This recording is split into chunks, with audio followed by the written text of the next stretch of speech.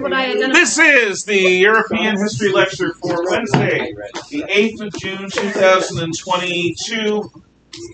And obviously I haven't had any time to do that, so I'll be going from notes. So have your notes out, Haley. I'm trying to grab my... Before we go on, we just had some visitors talk about the nuclear attack submarine USS Idaho and about nuclear attack submarines in general.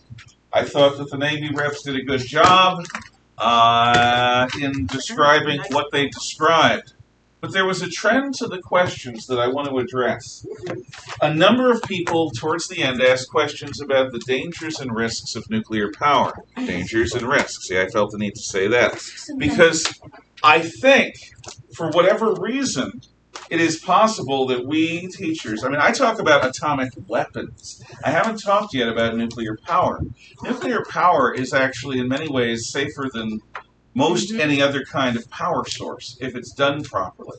There have been a handful of accidents, the worst of which were in the Soviet Union because of a test designed to show off to the Moscow communist leadership in 1984, which went bad. That's at Chernobyl. And the Fukushima plant in Japan that was hit by a tsunami. And the Japanese were too proud to ask for American help quickly enough. So that is still an emitter of radiation to this day. As to Chernobyl, it has been a battle site in the recent war, which is not a great thing. In the United States, in '79, we had a near meltdown at 3 Mile Island in Pennsylvania, which stopped all new civilian nuclear power construction.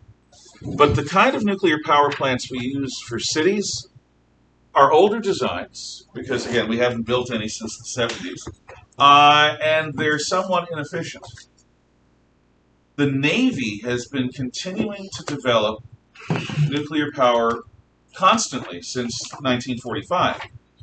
And Navy power plants, especially in our submarine force, and our carriers too, are extremely safe. They have an incredible safety record. And if we had a number of them on land, or modernized nuclear plants, bless you, I would be very comfortable with that. I think that we get habituated to think of anything atomic or nuclear as like a nuclear bomb, or as a giant radiation emitter. They're not. They are a type of power that has one drawback. And the drawback is they're steam engines. Every nuclear power plant that we've ever developed is a steam engine. You use you use control rods and a critical mass of fissile material to heat water to steam. And that steam turns turbines, creating electrical power. And then the water condenses and is used again and again and again. And what happens is the water becomes radioactive sludge. And that radioactive sludge has to be stored somewhere. We were originally planning to store it in the solid granite of one of the Rocky Mountains, I think in Wyoming. But anti-nuclear activists prevented us from doing that. So we're using the same storage systems that we used in the 50s and 60s, which is we basically just scatter it around places. Not ideal. We do not have a solution to the question of nuclear waste. But an efficient nuclear plant, like an efficient coal power plant designed today, is going to be much less dangerous, will use much less water than something built in the 1950s. Just the computer technology alone would make things better. So, do you have any questions, comments, or thoughts on the nuclear attack submarine or on nuclear power? Yes? Okay, this is going to sound really nerdy, so this is why I didn't ask in front of it. But, so, not older Los Angeles, but the Los Angeles class, the later versions like the Flight 2 and the Flight 2 and 3 versions like... Before we go on, the Los Angeles class submarine was the standard nuclear attack submarine in the American fleet in the 1970s, 80s, and 90s. Go. Yeah, so they had rocket launch tubes, they had BLS tubes in the front section, like, of the boat, and right behind the torpedo tubes. And he showed us the diagram of the Virginia class boat, and it only had 2 BLS tubes, and they still said that that the submarine can still conduct the land attack mission, which it can still do because you can launch Tomahawks through a torpedo tube, but it's still not as efficient. So just wondering why they chose the Okay. knockout PLS. In the early 90s, and I'll give you a nerdy answer because I love the Navy. In the early 90s, the Americans developed the Seawolf class submarine, which was intended to be a blue water submarine that would win superiority over any opponent. It's still probably the best nuclear attack submarine in the world. We only built 3 because the Soviets fell and we decided to spend our money on other things. As a result, the new class of submarine had to do a different job because we didn't think we were going to face a Navy in the foreseeable future. Soviet Navy was falling apart. China hadn't risen yet. So we developed the Virginia class for basically groundwater warfare, which is warfare along the coasts, infiltrating and exfiltrating SEAL teams. It's more of an intelligence platform than a battle platform. So that's why. It's simply not designed in the same way for the sea dominance as the Seawolf was. It has a different mission. Now, it's incredibly stealthy, and like a good fencer, if you're quiet, like a Virginia class is. I think Virginia classes, like the Iowa class, are quieter than the water around it. So you basically have a vacuum of sound where the submarine is. A fencer can place their epee, or their foil, or their cutlass, whatever it is they're using, saber, in a particular spot and kill with one shot. So our submarines are more like fencers than brawlers because of that. That's my answer. So yeah, in my mind, that I told you yesterday my answer about submarines. And like Los Angeles class, one of the biggest capabilities was they have all these missiles on board. And not saying that I understand why Virginia was built, but also still having that capability is very useful. You bet it is. And when you start decommissioning the submarines that have that capability, then who has the capability? Don't ask me. Look, if I had my ways, we'd still have every LA class and every Ohio class ship from the late Cold War in our arsenal, as well as the new ones. Because those like the Los Angeles, when they retired her a couple weeks ago, sold as bucket. She was built literally 1970. Yeah. I agree with repairing her, but I still think they should have continued building them, just upgrade. I have no problem with that. Thank you. Okay, I see no other questions, so now we're going to move into a different story. Up until now, the history of the world that we have been covering is the history of the acquisition of European colonies around the world. From the Age of Discovery through the Ages of Conquest, all the way to the period between World War I and World War II, when the British Empire, in terms of the amount of the land and the number of people, was at its height. But after World War I, the British Empire and all of the European empires were on life support. Because the extra vigor, the oomph, the verve, the gusto, whatever it is that makes men go out and do dangerous things, had been sapped by the Great War. The men who would voluntarily go out to build the colonies and take up the white man's burden, to use Kipling's term, were dead, for the most part.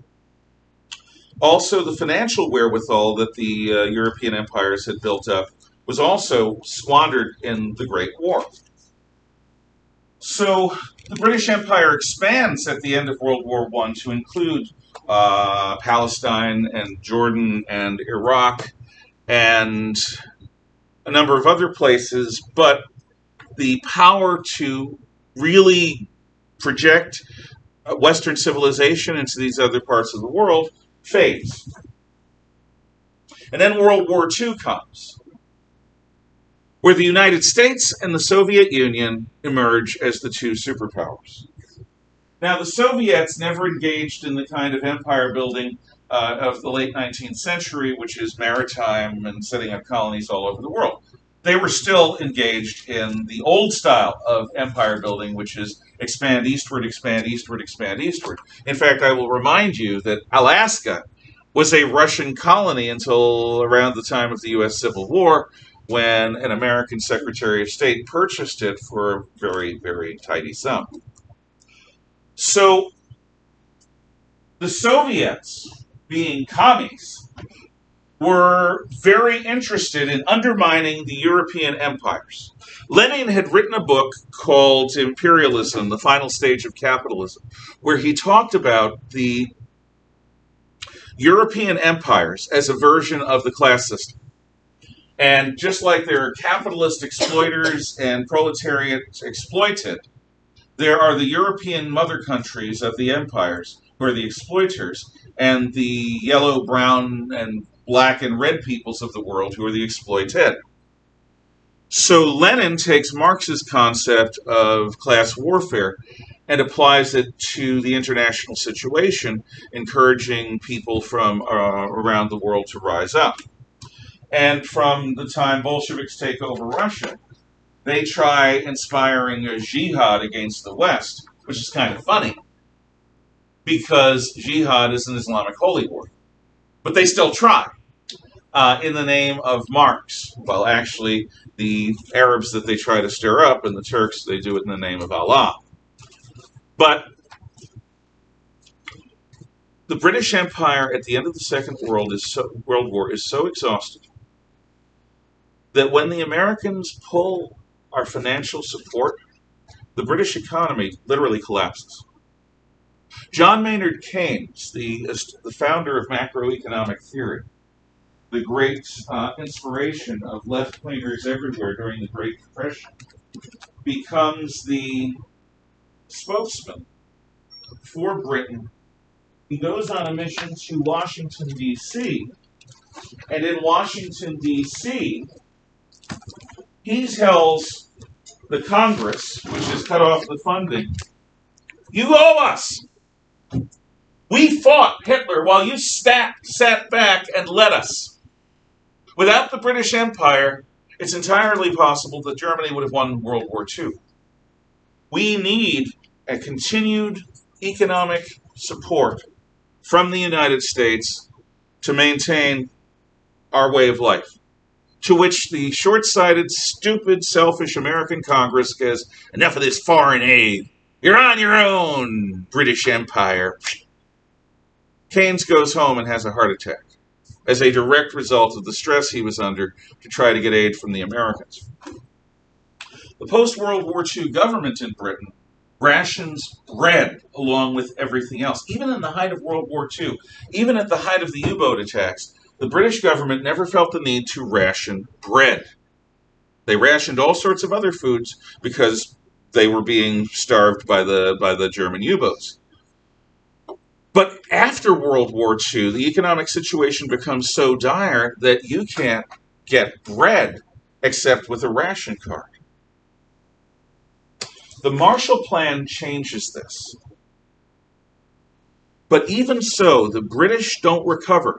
The German economy recovers by 1965. The Japanese economy recovers from World War II by 1965. The British economy, by many measures, does not recover until after the year 2000. There is something sluggish about the British economy. The truth is, it's still punch drunk from World War I, and then World War II hits and more damage is done. And without the economic wherewithal, the British Empire cannot stand. Now, how do we feel about this? We, who the left-wingers around the world call American imperialists. Well, we Amerikansky imperialists undermined the British Empire because we see our revolution against the British as the beginning of our history. So most Americans, especially in the late 1940s, are reflexively anti-imperialist. We had the Philippines, we had Samoa, we had Guam and the Marianas. We had territories overseas, but most Americans didn't like the idea of imperialism. So American economic policy after World War II changes eventually to support the British homeland, but not to give them the kind of resources they would need to really run their empire. We undermine the British Empire. We undermine the French Empire. We undermine the Portuguese Empire. We undermine the Dutch. We undermine every European empire, subtly and quietly. They're our allies, but we don't want them to continue to rule most of the tropical regions of the world. And this is not something that we get a dime's worth of credit for. The lefties around the world give us no credit for the Marshall Plan, and they give us no credit for undermining the British and French and the other colonial empires. Personally, I think it was a mistake. to undermine those empires, but that's me. I'm an old-fashioned fellow. So, in 1947, you see the first fruits of this. India and Pakistan are influenced by the Congress Party, whose figurehead is Mohandas K. Gandhi, known to the Hindus as Mahatma. The Mahatma took Leo Tolstoy's ideas of peaceful protest and developed a protest form called satyagraha. He would do things like discover, oh, the British taxed salt. In a tropical country, salt is a necessity. If you don't take in enough salt, since you're sweating all the time, you're going to go into shock and die. So the British tax salt, and the only people who can make salt are authorized by the British. So Gandhi decides to go to the sea and make salt himself, which is against the law. He and his people aren't going to make enough salt to change anything economically. It's the symbolism of it. So he walks hundreds of miles, going through Indian villages and towns, increasing numbers of followers until thousands of people are with him when he arrives at the sea. And there, at high tide, he sets up the barriers, and when the tide goes out and dries, you have salt on the sand. He makes salt. His goal, to get arrested. If he gets arrested, he creates moral authority. Now, this works with the British. Why? Because the British are self-consciously decent people. The British don't see themselves as pragmatists. They see themselves as idealists. So the British, seeing themselves as good guys, arresting this little half-naked man who wears nothing but Indian homespun and a loincloth form with a little cape. The idea of putting a man like that in jail, a man who has never preached violence, a man who does not, who is a lawyer trained in Britain, is shameful. So by getting the British to arrest him again and again and again, he's shaming the British. The result of this is that with the economic disaster after World War II, and the fact that Gandhi has effectively shamed Britain for 20 years by this point, the British are ready to leave.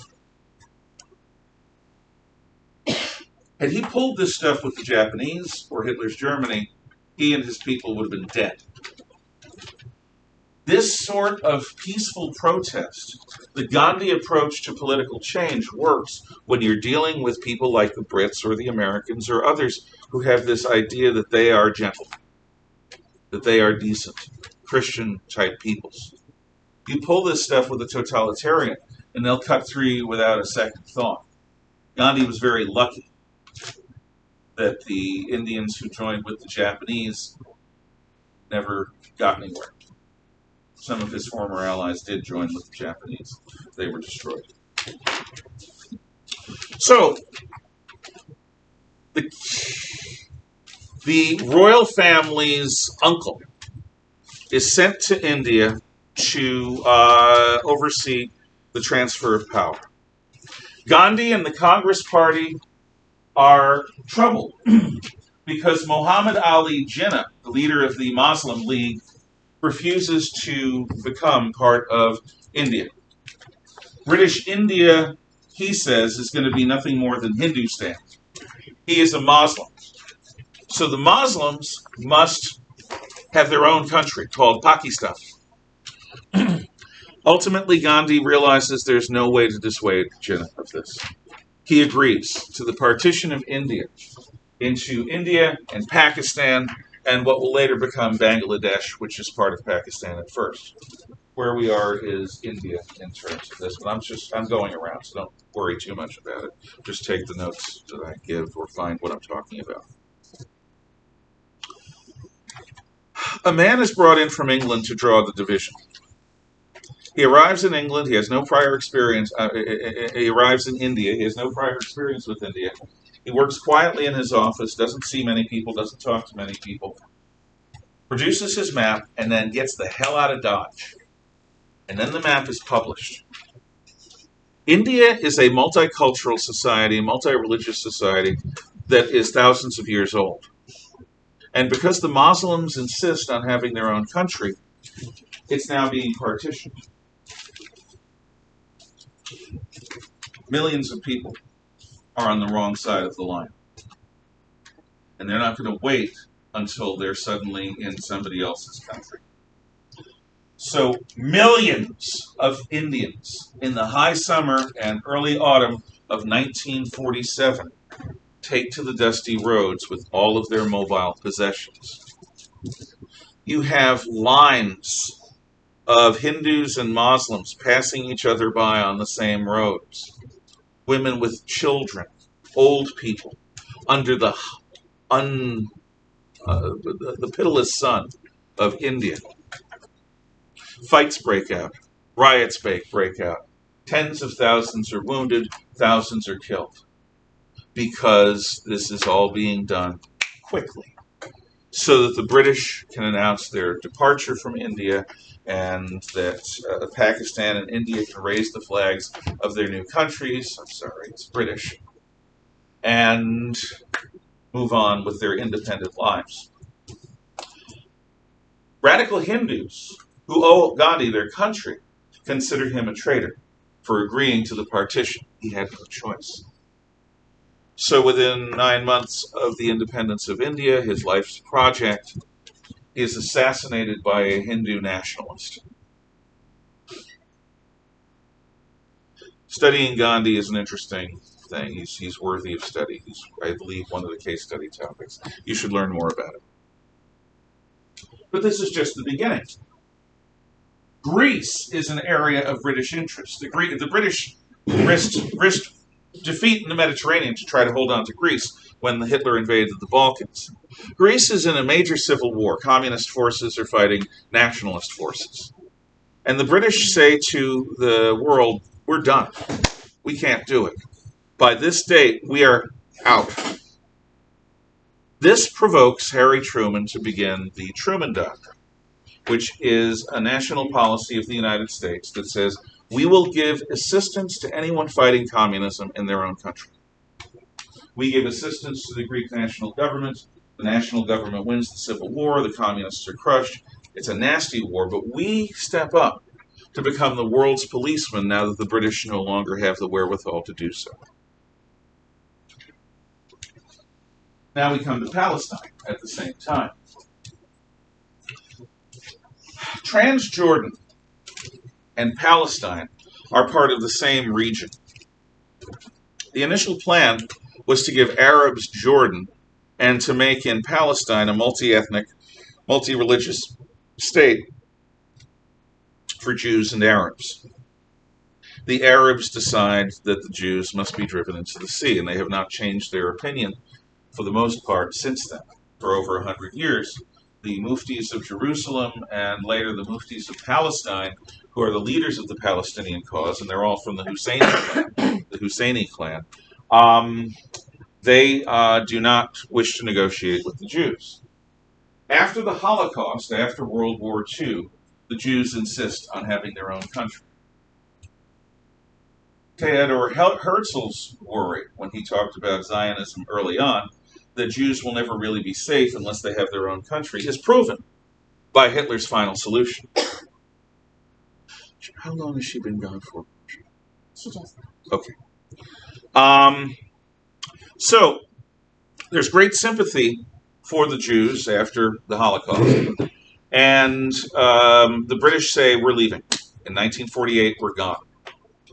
So, hot potato United Nations organization. The British give the United Nations the problem of dealing with the Palestine situation. See, the British are being attacked by Jewish terrorists from the Haganah and the Irgun, from Palestinian terrorists, from the Muslim Brotherhood and other organizations. They're getting hit from all sides, and they're done. They don't have the money for it. They don't have any intention. They're out of Palestine.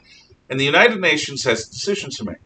In 1947, there's an unusual vote where the United States and the Soviet Union both vote yes to the partition of Palestine into a Jewish and Arab homeland. This partition to take place the day the British leave. So in 1948, the British leave. Israel is proclaimed a state. And 5 Arab armies invade from Lebanon, from Syria, from Transjordan, now called Jordan, from Egypt, and from the Arab League, which is basically anyone else who wants to come in, including Iraq, a lot of Iraqis. In the first Arab-Israeli War, 1948 to about 1950, the Jews start out with personal weapons, rifles, machine guns, pistols. The Arab forces have tanks, they have artillery, they have fighter planes, they have bomber planes, they have ships. Despite these advantages, the Jews get a hold of these things, and they outfight the Arabs, and the state of Israel is enlarged, and the Arabs are forced to make peace. During this war, the Jews in Israel invited every Arab to stay and be a part of their democracy. No one was going to be converted to Judaism. The Arabs who were allied with the Jews or who were tolerant of the Jews were going to have a home there. Some did this. Some tried to do this and were killed by their own extremists. Most Palestinians follow the orders of the Grand Mufti of Jerusalem, Haj Amin al-Husseini, who says, leave and come back victorious after we drive the Jews into the sea. So the Palestinians, en masse, leave. Now, Palestinian is a term I will use, but it is not a nation that is very old.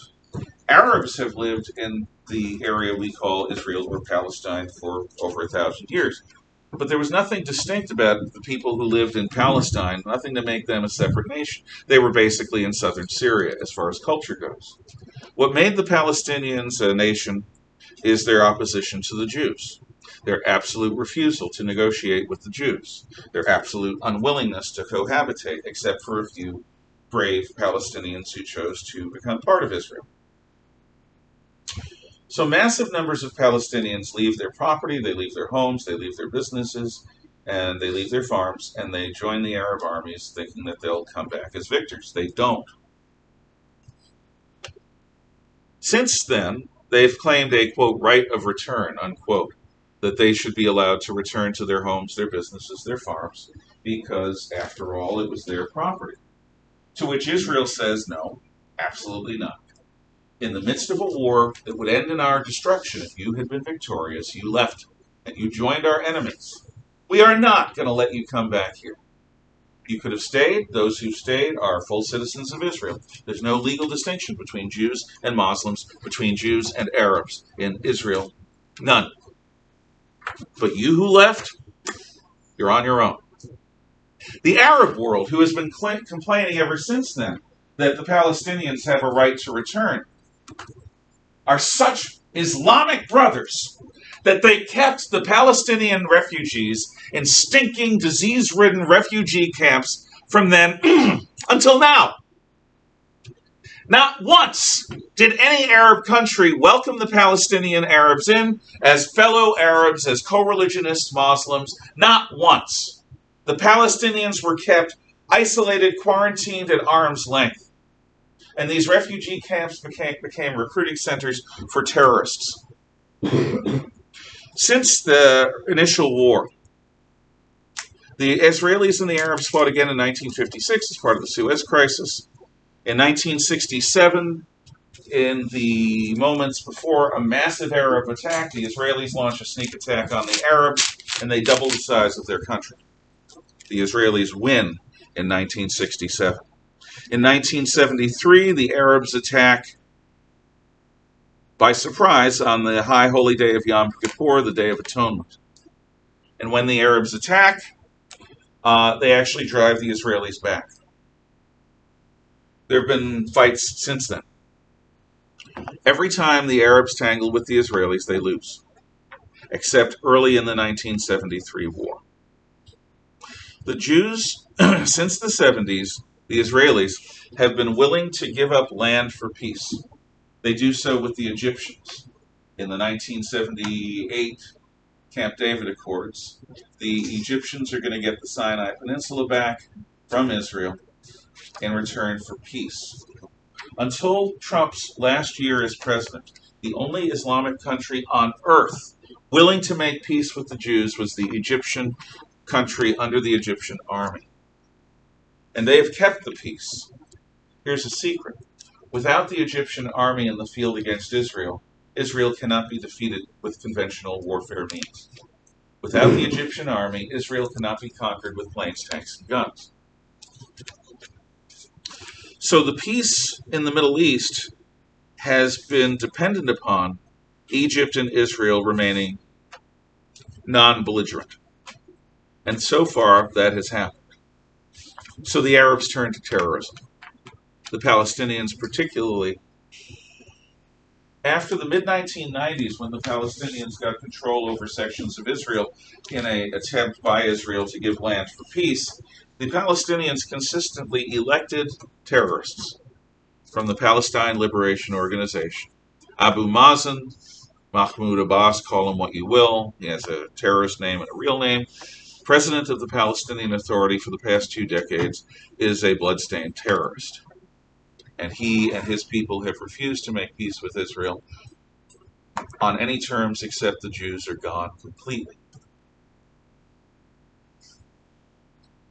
The British used to control all of this. In 1947, they leave.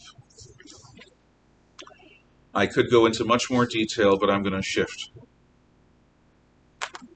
After giving up in Greece, Palestine, and India and Pakistan, the British hold on to most of the rest of their empire for the time being. In Egypt, a new guy takes over in 1954 called General Nasser, actually Colonel Nasser. Nasser is an Arab nationalist who wants to unify all of the Arab countries into one land. He actually succeeds at having Egypt and Syria become the United Arab Republic for about 10 years. Nasser hates the fact that when the British left Egypt, they held on to the Suez Canal. So Nasser nationalizes the Suez Canal, driving the British and French out. The British and French and Israelis collaborate to take it back. In 1956, British, French, and Israeli forces British and French forces are getting ready to act. Israel, in a prearranged collaboration with Britain and France, attacks across the Sinai Peninsula towards Egypt. The British and French excuse for taking the Suez Canal is to keep the Arabs and the Israelis separate. The Egyptian army is driven out very easily by the British and French. The Israelis take the Sinai, and the British and French take the Suez Canal, the jugular vein of global trade. Now, in the olden days, this would have been fine. Old-style imperialism, no big deal. But I told you the United States undermines the empires. Here's an example. The British and French do this days before the American 1956 presidential election. President Eisenhower is running for his second term. President Eisenhower was not consulted. The British, French, and the Israelis, countries all completely dependent upon the American economy and American goodwill, launched a war in the Middle East days before his re-election without telling him. Eisenhower, being a military man, had a hell of a temper. And he let his temper run. And he basically made it clear, the Soviets protested, but they're always going to protest.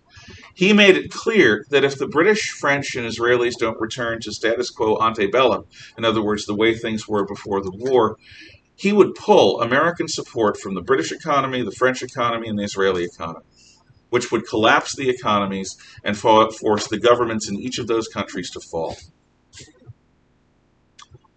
This is a public slap in the face.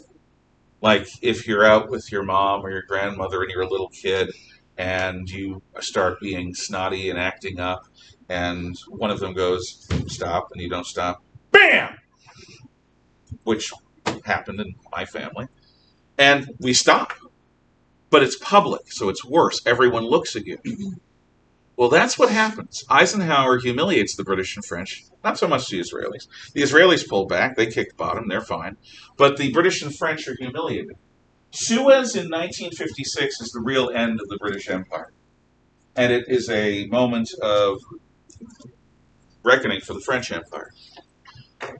4 years later, in 1960, Prime Minister Harold Macmillan goes to South Africa, a country that is divided into white and black by a system called apartheid. South Africa is going to leave the British Commonwealth very soon because the British don't like this. It seems like slavery. And in South Africa, Harold Macmillan proclaims that the winds of change are sweeping across the continent of Africa. This is a signal for what the British Empire is going to do. Just drop it on my desk and welcome. The British are going to give all of their sub-Saharan African countries independence with black majority rule. That's the key, with black majority rule. The settlers who went to the colonies of Kenya or Rhodesia, for example, were the upper class. They were primary landowners, they were the ruling class, they were the people who could vote. But the British government in the 1960s insists that independence for these countries will not happen with governments by European settlers. That there needs to be one man, one vote for every African and every European and every Asian, and there are lots of Indians and Pakistanis in sub-Saharan Africa at this time. Well, this is going to be the end of colonial rule. It's going to be a resumption of who knows what. Nobody knows what's going to happen. Throughout most of sub-Saharan Africa, the British colonies accept African majority rule. And the pattern is very consistent. In Ghana, there's a test case. In 1957, Ghana is given its independence under a Ghanaian politician named Kwame Nkrumah. Kwame Nkrumah is the leader of a parliamentary democracy under the Queen, part of the British Commonwealth. That's in 1957. By 1963, Kwame Nkrumah has school children singing to him, "Hail to our Messiah, Kwame Nkrumah." He's not just a dictator. He's not just a president. He's a Messiah. Ghana is a Christian country, Christian and pagan. He runs a one-party police state where nobody has political rights except his tribe and his faction. The same thing happens all over sub-Saharan Africa. The British leave, they leave a democratic system, and within 5 years, somebody has taken it and turned it into a one-party totalitarian dictatorship. In southern Rhodesia, where you have the largest number of white settlers outside of South Africa, they say, no, we're not going to do this. And they declare a unilateral declaration of independence on 11th November 1965.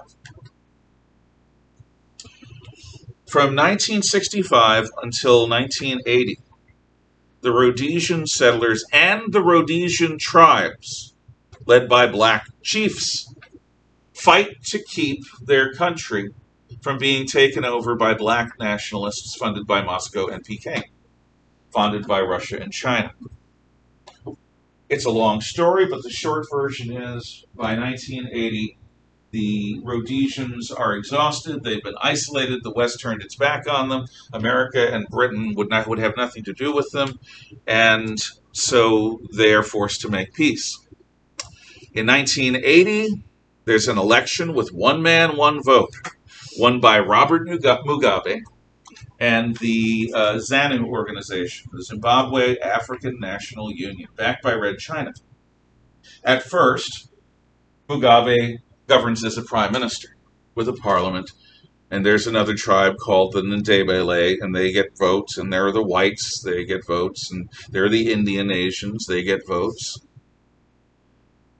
But within the first 5 years, he sends a Chinese-trained military division into the tribal lands of the Ndebele to slaughter them, to crush their will, to break them as a political force, and it works.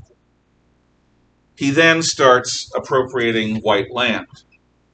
By the late 1990s, the whites have been driven off most of their land. The Asians have been driven out of Zimbabwe, and 10,000 Zimbabwe dollars can't buy you a candy bar. The economy collapses in hyperinflation.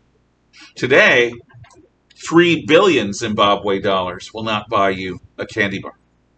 Zimbabwe is a failed state supported by the communist Chinese, basically as a colony. A couple of years ago, Mugabe, who was getting old, was replaced by the Chinese with a new dictator, a little bit less flashy. But still, it's a one-party police state where if you're not part of the ruling clique, you'd better shut up or you're going to get beaten or killed.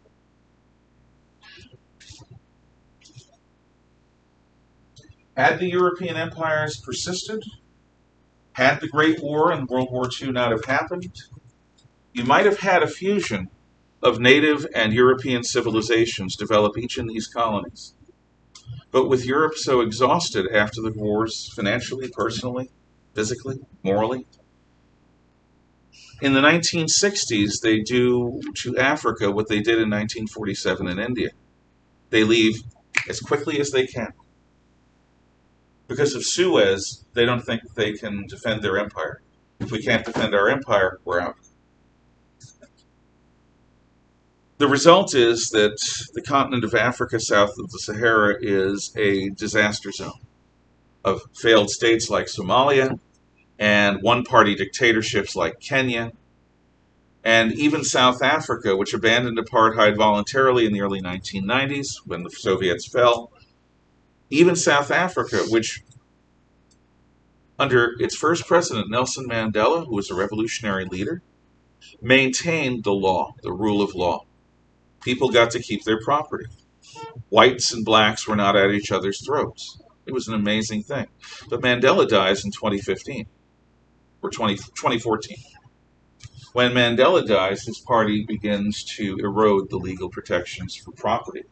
And today, black South Africans are engaged in a slow campaign to either drive the whites and the Asians out like they've done everywhere else. It's not just the whites. They don't want the Indians or the Pakistanis there either. It's incredibly racist. And they are doing so quietly and chaotically, not through one set of laws. South Africa used to be the hope of the continent, a multi-party, multi-racial, multi-ethnic, multi-religious society where people live together in relative peace. Doesn't happen. Not now. So, this is the creation of the Third World. The Third World are the former colonies of Europe. The First World in this terminology is the West. Wealthy, free market-oriented societies, even Sweden. Sweden's not socialist. It's a social democracy. Holland is not socialist. It's a social democracy. You've got free market enterprise operating in both of those countries with high taxes and a strong welfare state, but it's still free market enterprise.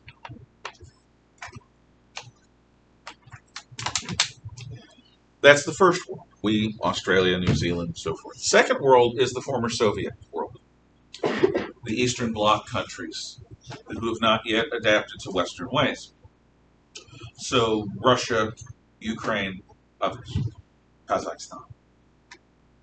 The third world is places like Zambia, Zimbabwe, Mozambique, South Africa, Vietnam, Cambodia, Laos, India, Pakistan, Somalia, Ethiopia, Eritrea, Uruguay, Paraguay, Argentina, Brazil, Peru. Former European colonies. Now, Latin America has its own little thing, but it basically qualifies as third world. In the third world, the Europeans were there long enough to destroy local culture. No question. If aliens came to this world with hyperlight technologies thousands of years in our future, there isn't a single human institution that could survive for long. Our religions, our political systems, our economic systems, our beliefs, our ways of life, our traditions would all be redefined by this alien magic technology. That's what happens to Africa and to parts of Asia. The Europeans arrive. In some cases, the Africans are still New Stone Age people. And suddenly, you have industrial age people of the 20th or 19th century showing up. So our presence, even when we're not trying to, destroys the local harmony, the local balance. Again, we'll talk about Rhodesia or Zimbabwe. Actually, we'll talk about Kenya. You've got tribal leaders who are traditionally in charge. You've got morals, mores, and taboos. All of that's undermined. Then the communists come along in the 1950s and encourage black nationalism to rise up and overthrow the whites. In Kenya, this takes the form of the Mau Mau uprising. The Mau Mau is a death cult whereby people eat human flesh and perform other taboos that would get them damned in their traditional religions. They do this for the same reason a mafioso makes his bones. A mafioso, to become a full member of the mafia, has to kill somebody. And the way it's done, evidence is gathered against him, so that if he ever betrays the mob, they can destroy him. The only way out of damnation for the Mau Mau is to win the war, destroy the old traditions, and build something new. And so the path to salvation is through damnation. The Soviets built all of this. The Chinese exploited all of this. So Europe, which had gained the world in 400 years, loses the world in the 25 to 30 years after World War II. And we live today in a world that has a mighty population in the third world, a great number of the world's resources in the third world. But the third world is a constellation of countries that are failed, that are tyrannical, that are brutal, that are filthy, where nothing works as it should. Because the Europeans were there long enough to destroy the traditions, but not long enough to impose genuine Western civilization on the people who lived there. Yes? What would China be considered as? China likes to call itself third world when it suits it, but China is really second world, and parts of it are first world. Okay. Yes? What about British and the Falklands? The British in the Falklands is an anomaly. The RGs claim the Falkland Islands off their coast. The British have controlled it since the early 1800s. The RGs in 1982 tried taking them by force. The British said, "Bite me, we're not letting that happen." And the British took the Falklands back with a naval air campaign that was pretty amazing. The Argentinians claim the British, imperialists, the British claim the Argentinians have no valid claim. And their use of force invalidated whatever claim they did have. But, good point. Thank you. Come again. We have class tomorrow, and then not. Are you not here on Thursday?